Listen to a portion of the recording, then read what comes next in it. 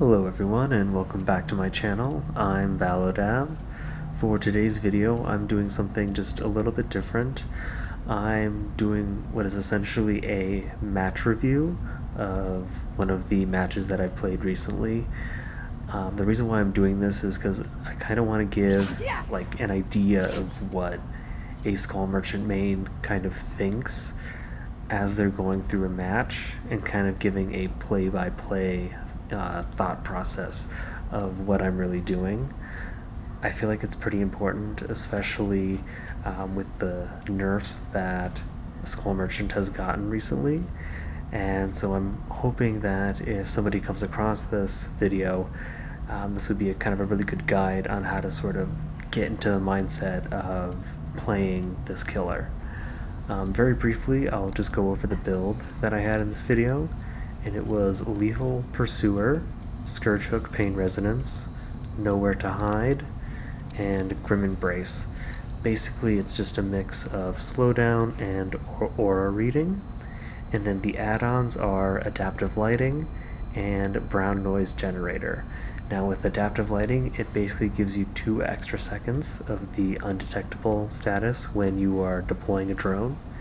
I would argue this is sort of her best add-on at this point, or at least one of her best add-ons, because her undetectable ability is sort of the only thing that was really left untouched from the nerfs. And then the other one, Brown Noise Generator, basically a claw trap survivor suffers from the Oblivious status effect.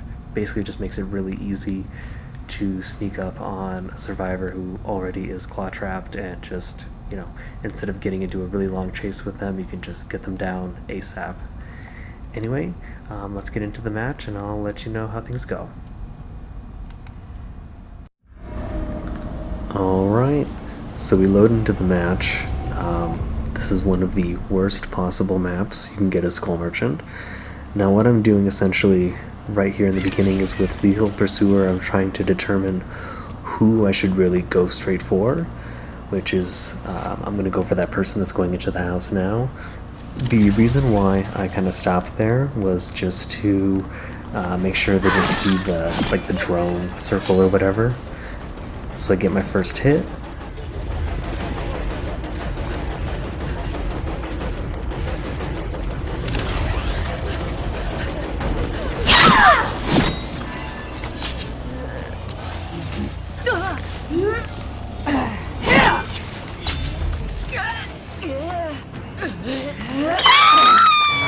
Notice how I'm using my drones to kind of be able to build up my undetectable status effect. This will help us a lot with being able to sneak up on survivors. So the Dwight was not paying attention, and that allows us to kind of get really close to him and make sure that we can get this hit right here. There we go.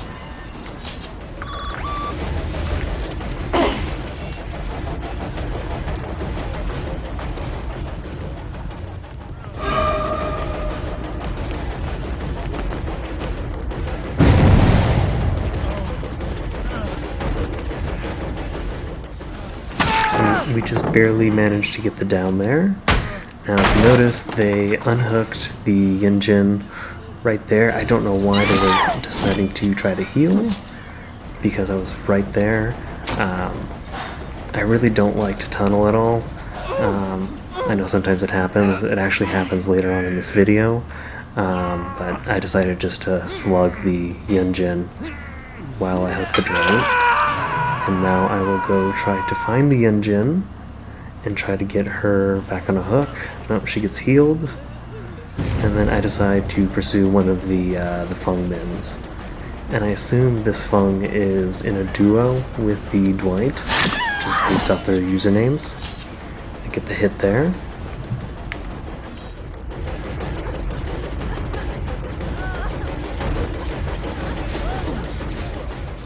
Now here I end up hearing the Dwight, and I see that the Feng is kind of following closely behind him, trying to take a protection hit, which she manages to achieve. She ends up using Lithe. I decide that it's not worth it to pursue her, so I decided just to kind of head back around. Now, originally I was hoping to go straight over to that gen over there, but then I hear the Dwight again, which is where I didn't realize at the time that I was tunneling him, because it was sort of in like the heat of the moment. But yeah, no. This is the one instance in this match where I wind up tunneling.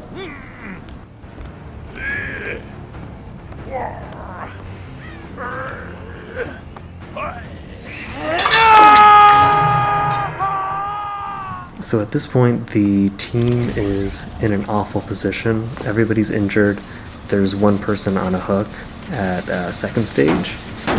So at this point, they basically have to either reset or I don't even know what I would do in this situation.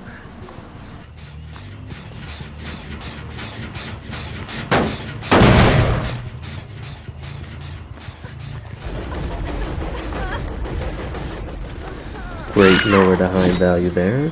She was not able to mind game that loop, so that allows me to get that down. I've also noticed once you really kind of are able to get the match to turn in your favor like this, survivors are much less likely to care about running into drones, which will allow you to actually build up more scan stacks, like what just happened there.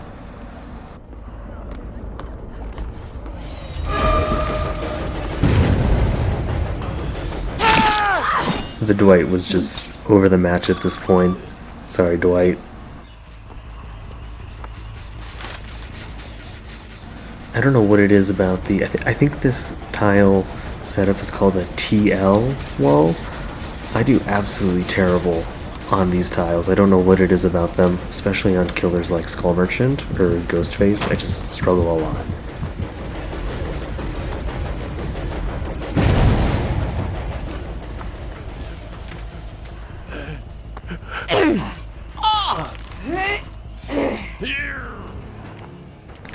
I decided just to put him out of his misery, just get him out of the game. Again, sorry Dwight, didn't mean to really tunnel you like that.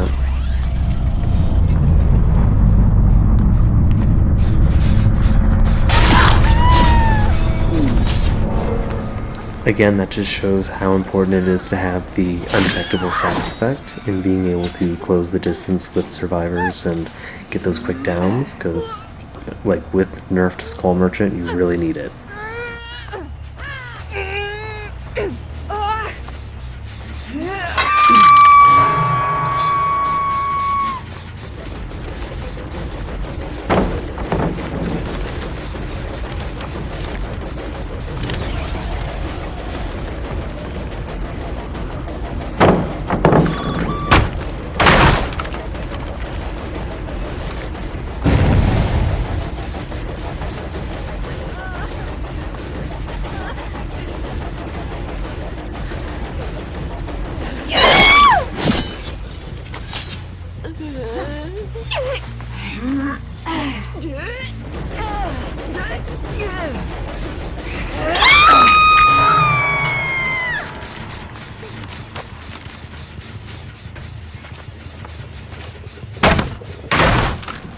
So during the match, I'm really not thinking of using the drones like in a strategic trap-like sense, like how it used to be before her nerfs.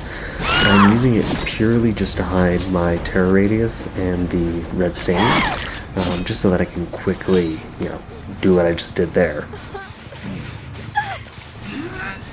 And that was such a dumb move on my end, I don't know why. I decided to do that right out in the open with a flashlight user.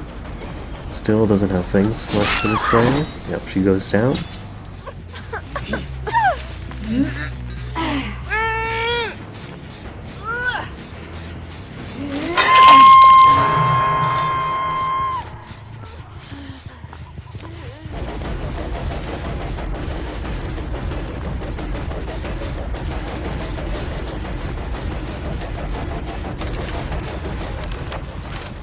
Now you always want to make sure to at least have one drone on hand if you're going to be in chat. It just makes being in chat a lot less attractive for survivors, and it allows for moments like that.